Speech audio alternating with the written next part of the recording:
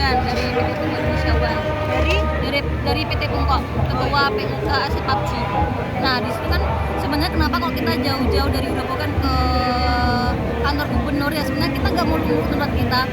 Sebenarnya kita ingin dari pemerintah, terutama di Jawa Tengah itu sesuai dengan statementnya Presiden Prabowo gitu loh, bahwa kenaikan upah tahun 2025 itu senilai 6,5% plus UMSP dan UMSK,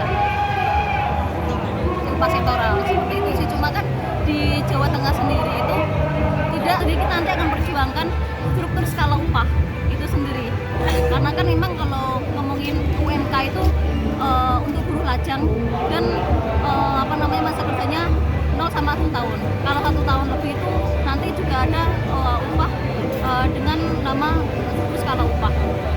Ada kenaikan PPN dan potong pajak, penghasilan dan lain-lain, itu mungkin kalau nggak ada kenaikan upah sektoral gitu-gitu tuh keberatan nggak sih Mbak? Kondisinya kayak gimana, mungkin bisa digambarkan Mbak? Pastinya keberatan. Saya yakin Presiden berstatement seperti itu juga dia pasti akan berpikir nantinya kenaikan pajak pasti akan ada kenaikan seperti itu. Ya, kalau kita pajak aja ada kenaikan, apa masa nggak ada kenaikan? Nah, itu yang menjadi tidak adilnya untuk kaum buruh. Upah Grobogan itu sangat minim.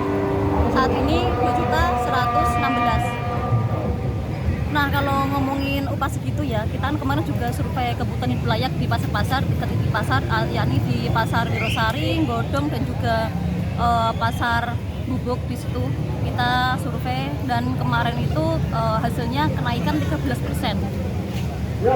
Harga Keseluruhan kita lakukan 13%, harusnya untuk kenaikan di tahun 2025 ini. idealnya itu, tapi nyatanya baru 7,5 ya. Nyatanya hari ini kemarin dari Dinas Tenaga Kerjaan Kabupaten Grobogan kemarin melakukan rapat dengan Dinas Upahan, dan itu kesepakatannya hanya UMK saja 6,5% saja gitu.